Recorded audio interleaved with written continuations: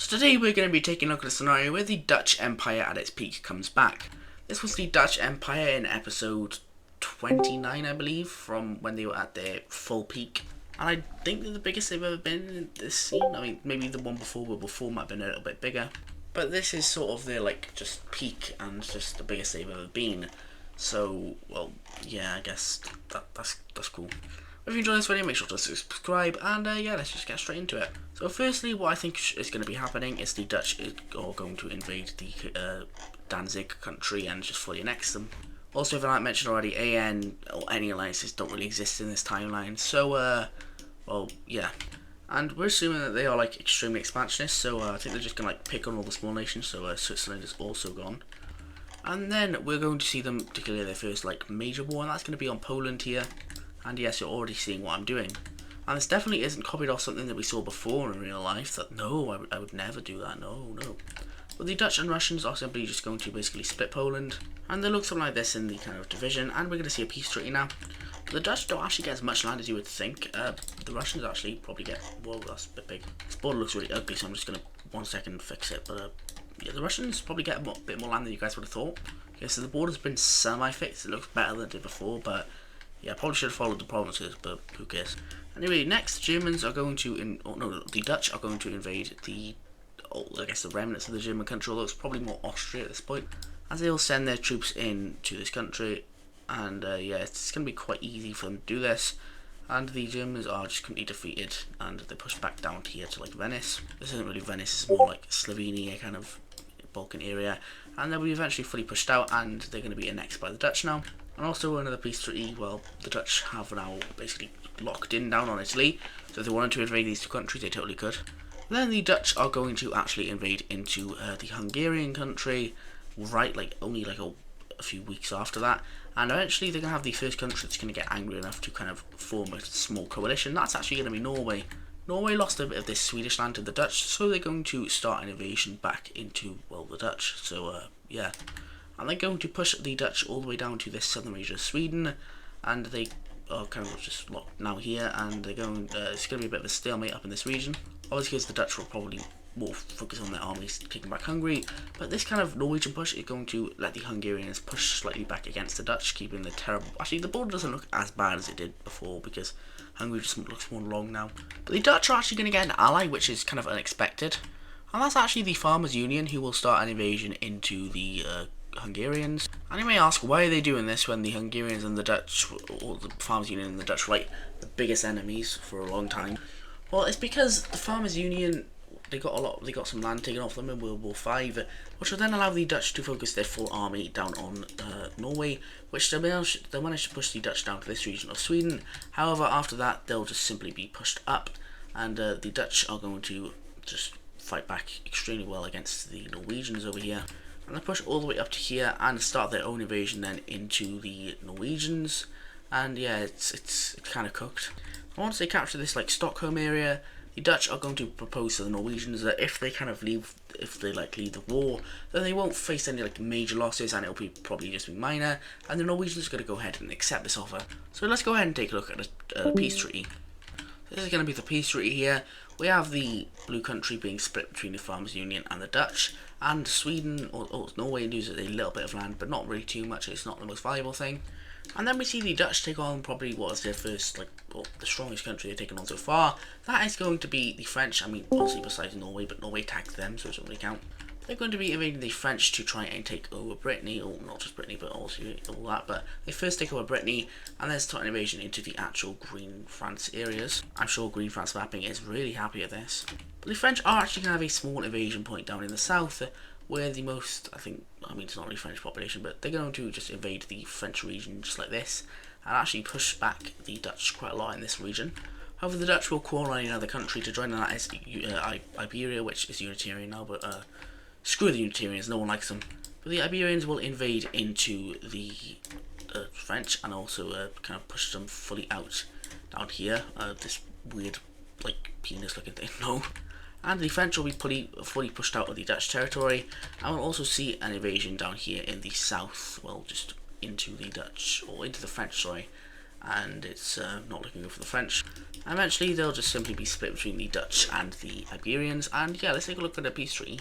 So this is the peace treaty here. As you can see, the French country is now kind of cooked, and well, the Iberians, the Galicians and the Dutch gain a lot of land out of this. Then over here we have the Dutch kind of taking a break of invading strong countries, and they're going to invade into the Croatian country here, and well, they kind of stand no chance, and we're just going to see the Dutch annex them fully.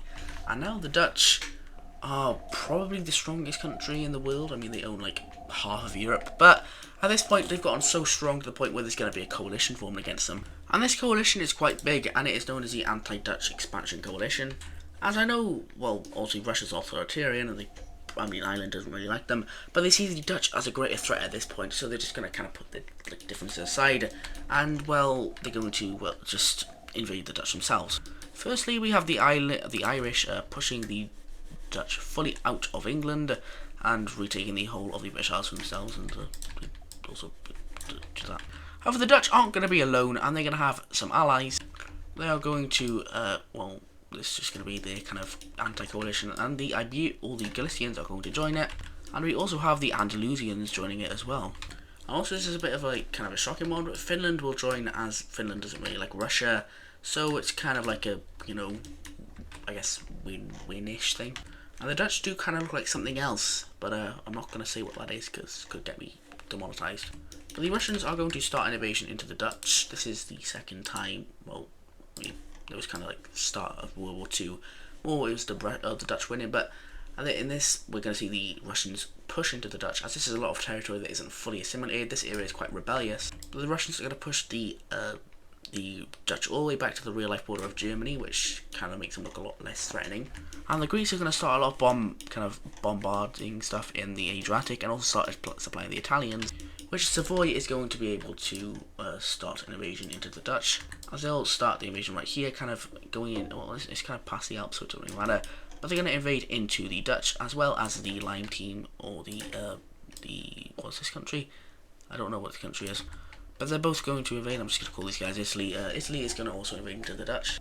However, the Dutch, well, seeing Greece is kind of like a thorn in their side. So what they're going to do is they're going to start an invasion of this purple country here, and they're going to, well, fully just take it over extremely quickly. Similar to what the Russians did in World War III with the Hungarians, but they're going to do it here instead. And the Dutch are going to invade into the Greeks. They're also able to push the Italians back over here, where they kind of had a bit of a logistical issue. And the Dutch are going to invade into the Italians now. Over here in Norway, we do see them start another push. Over here with Russia, they are going to slightly push back against the Dutch. Over here in the Russian front line, the Dutch are going to slightly push back against Russia, doing something like this, and kind of making a spearhead, sort of like Battle of the Bulge type thing. But eventually, a pretty bad event will happen for the Dutch again, as down here in the kind of Iberian / French region, the peace treaty with the French has expired quite quickly. It wasn't really a long peace treaty, but them and the kind of Catalonians will join this war. And the French aren't very strong, but with the help of Catalonia, they are a little bit stronger, so they'll be able to make a pushback against Galicia down here. And this is actually a region of the war or the region of the kind of area that the Dutch weren't expecting to fight, so the French are going to be able to push into that territory that the Dutch have recently annexed. And in some cases, they're welcomed with open arms. I just forgot something, guys. I actually forgot Iceland. I can't believe I've done that, but the Icelandic get back to the Dutch. I know they technically have colonies all over the world, but they're not going to get them here because that would just make them too OP and they just take over the entire world. Which that actually could be an interesting video. A WICSO country trying to take over the entire world. I might write that down. But over here in the Russian front, the Dutch are still going to get pushed back. Well, this is a pretty hard war to fight over here because this is also recently annexed land. But finally, something really good for the Dutch is going to happen. As Carolina over here, despite the fact that they are, you know, well, kind of destroyed after World War V, they're still a decently capable nation, so they're going to join the Triangle Alliance. And you could say in their free time, they also go ahead and annex the rest of these countries. I don't know why they would do that, but it looks a lot better. I actually like how that looks. The Carolinas are going to start sending aid over to the Dutch. The Carolinas are going to start sending aid over to the Dutch now, which is going to help them a lot. And within a few weeks, the aid arrives, and the troops also arrive, and they'll start pushing back against the French. Also have pushback against the Italians down here, and well, you can say bye-bye to the Savoyan and these guys' front. And the Italians will start to be invaded by the Dutch. As the Savoyans will be completely full, they'll lose most of their country and be pushed back to like here, that's a lot of land. And eventually we see something quite interesting happening, and that's a return of the Italian Union with these two countries, and eventually we even see the pink team join up with this. And yeah, the Italian Union is back. I'm sure Olsen is very happy with that. And with this new support, they'll be able to push back the Dutch offensive. And yeah, well, Italian Union, they're back, I guess. Over here in Greece, which we really haven't been focusing, the Dutch are going to invade a bit more. However, with the Italian Union help arriving, they will push back against the Dutch now. And the Greeks are going to start re-liberation campaigns into the Montenegrin country down here. Eventually they'll be able to fully liberate. I'm just going to colour this in as Greek, but the Greeks will start an invasion into the Dutch lands over here now.